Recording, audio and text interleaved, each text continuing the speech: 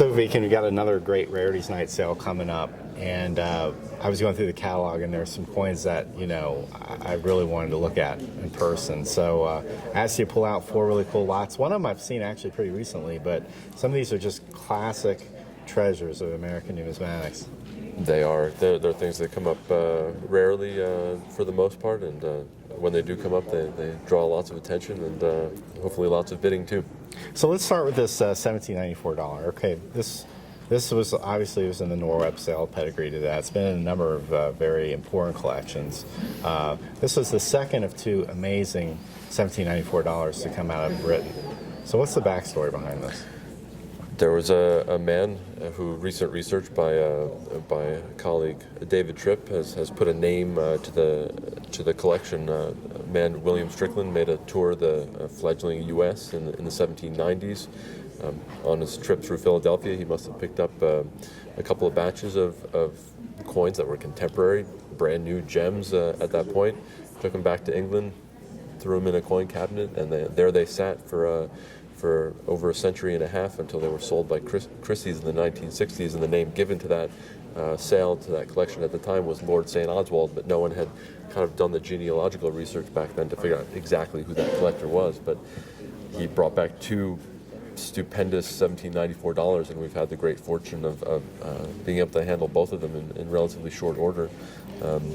This one, as you said, was most prominently for numismatics in the Norweb collection, and it's passed through a number of hands and is back up for sale today.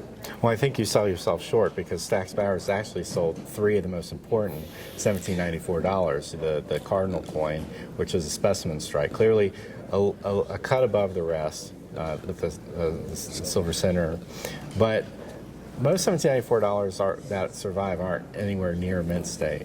No, we get excited over a VG or a fine, but to have these gems and near gems is just amazing. And the cardinal coin is a coin unto itself. I mean, the world record holder for any coin in the world. So one of the things that's interesting is, to me, about $1794 is that obviously the half cent and the cent go into production a year earlier. They're denominated fractions of this coin, and this coin comes out later. So basically, in the United States of America, as the mints making coins, they had to wait a year before the actual major denomination came out, of which they were representing fractions of with their small coinage the year before. But the dollar coin wasn't really a popular spending coin, though, at the time. It was very, very valuable. Well, it was the highest silver denomination in production at that point, and there was a greater need for a smaller change then. These would have been struck to order of depositors of silver at the mint. It worked a little bit differently back then than it does today with change, with coins, in terms of their distribution and their striking. But the small change was struck in greater numbers, because that was the need back then. And within a decade, they would stop making these for circulation. They did. There was a hiatus of 30 plus years. Okay. One of the great classics of American coinage is the Brasher doubloon, considered possibly one of the first, maybe the first gold coin struck for the United States, although in a sort of unofficial capacity. Privately made. But many people who are aware of that coin are not aware that Ephraim Brasher was also countermarking coins, foreign coins at the time.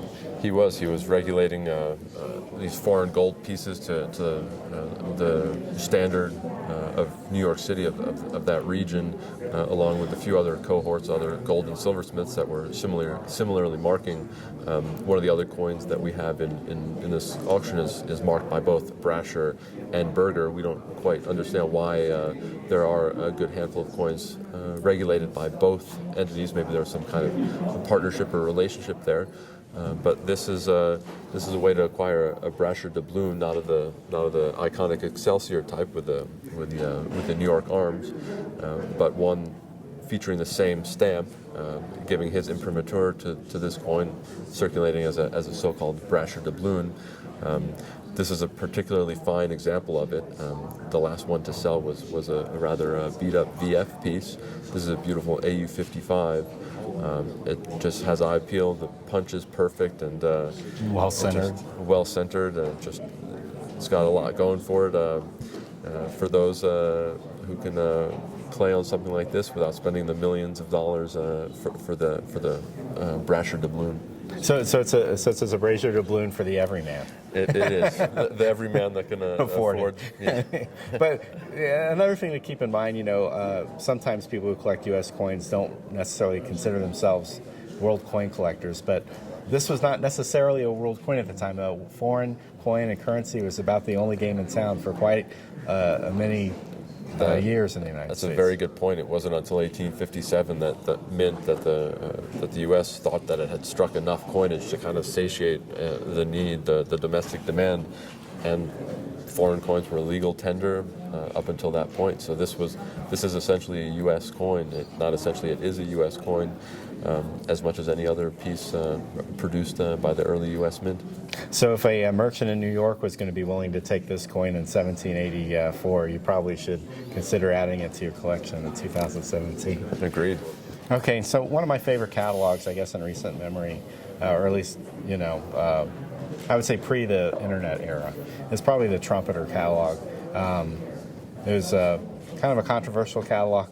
And an interesting auction, but there's no question that this was one of the finest gold-proof collections ever assembled. This is from the Trumpeter collection, a pre-Civil War, just by a year, $5 gold piece and a beautiful cameo. It's another stupendous coin, and I agree to look through that catalog and see proof gold coin after proof gold coin. I mean, we're lucky to have a few dozen in any one particular major auction, but to have a whole catalog for a whole collection full is incredible. It reminds me of the time right before the Smithsonian took the Lilly collection off display, to see row after row of major rarity and proofs interspersed gold coins. It was just dazzling. But you're right, the pre-Civil War issues of just about any denomination are in proof format are ridiculously rare.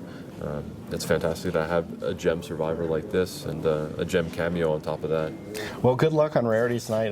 You guys have a great catalog, a lot of great choices. By the time CoinWeek readers read this, the auction will be over, but I'm sure these are going to go for some great prices. I anticipate it. Great. Thanks, Vicken. Thanks, Charles.